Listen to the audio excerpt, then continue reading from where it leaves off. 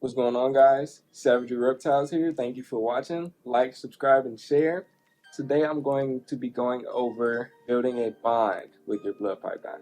I figured this would be the best opportunity to bring her out as me and her are still working on our connection. She hasn't been striking, she hasn't been hissing, she hasn't been huffy, but she's been super jumpy. And if you can see here, she's been peeing a lot. She's actually dripping at the tail. So this past 5 minutes that I've been sitting here, just kind of, letting her do her own thing, I've been getting peed on. She's not striking at me. She is a bit curious though. Like if I move, she's not striking or biting, but she's doing her tongue flicks. But I can tell she's getting a bit more comfortable because her tongue flicks are going from those short, quick, and fast ones to the longer, steady ones.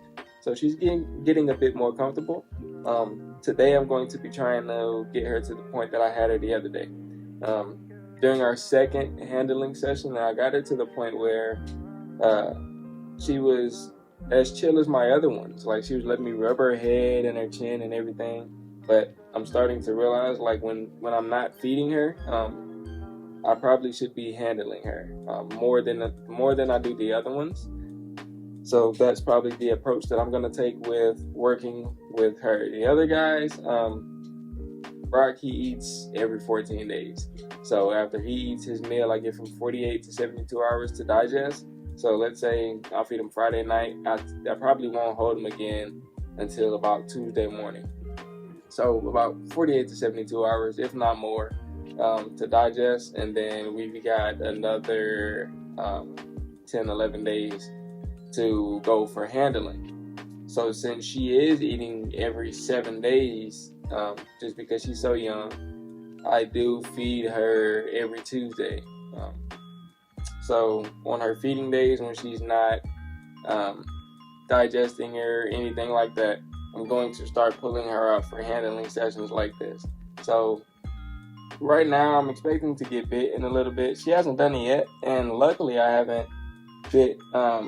I take that back. Leviathan bit me when he arrived, but that was just because of the shipping process and all of that good stuff. But he's perfectly fine now.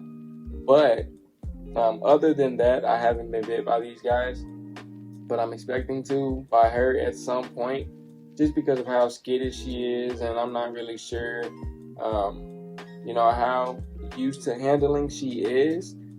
But when it comes to building a bond with these guys, I feel like personal, like hands-on interaction is the best way to go. It's the best approach to take with them, just so they will eventually learn that you aren't going to harm them. Another method that I use is like when Brock first came, he was my first blood, so I really didn't know what approach to take. I didn't want to handle him and stress him out and then risk taking a bite from, a blood that big, because he is a nice size. He is just a little over a year, but he's still a decent size. But the approach that I took with him was I would just have him in my presence, or I would just be in his presence per se. So I would bring him here, and I would either just sit him in my lap, or I grab like a towel or something, sit it here, and then sit him on that towel. And I would literally just sit here for about 30 minutes to an hour, just having myself in his presence, just so he knows I'm there, he knows I'm not going to hurt him, and he associates me with something positive versus negative. Now, the reason I say I feel like, hands-on interaction is the way to go, at least for juveniles, I would say these guys, is because once they realize that the situation that they are in isn't as stressful as they make it out to be, they tend to mellow out a lot more quicker. So I tried the presence method with Hera here, and I noticed that whenever I would pick her up, even after letting her do her thing, I would sit her here again 45 minutes, and I would just sit her there and let her do her thing. I would go and try to pick her up, and she's back striking, and she's real defensive. So I'm like, okay, this method doesn't seem like it's working for her. But this does. I've got my hands on her. I can kind of manipulate her in different ways, maneuver, kind of do whatever, and she's fine. But she's like slowly realizing that, okay, this person that's holding me isn't a predator. He's not going to eat me. He's not a potential threat to me. So when it comes to building a bond with these guys, personal interaction is the method that I would take. Now, this is just advice, so this would also depend on your specific blood, because I have seen some bloods that are way more defensive than her, and a lot of times, again, they get that bad rap for being aggressive just for being defensive. But if they aren't being hands-on handled like this at a very young age, to my knowledge, they can be more aggressive as adults. And me personally, I would rather deal with a defensive juvenile than a defensive adult, or a really defensive juvenile over a really defensive adult, because these guys can get a nice size. I won't say humongous because they aren't like a giant breed snake. They typically get the same length as a ball python would, but they just get a more girthier size on them. They get like super thick. It's like a ball python sausage almost. But definitely I would prefer, taking some bites. It's going to happen eventually. That's what I tell people that ask me, what to expect when getting into snakes in general, whether it be blood pythons, ball pythons, Burmese, whatever, any type of snake you're dealing with. I'm like, at some point, it may not be right away.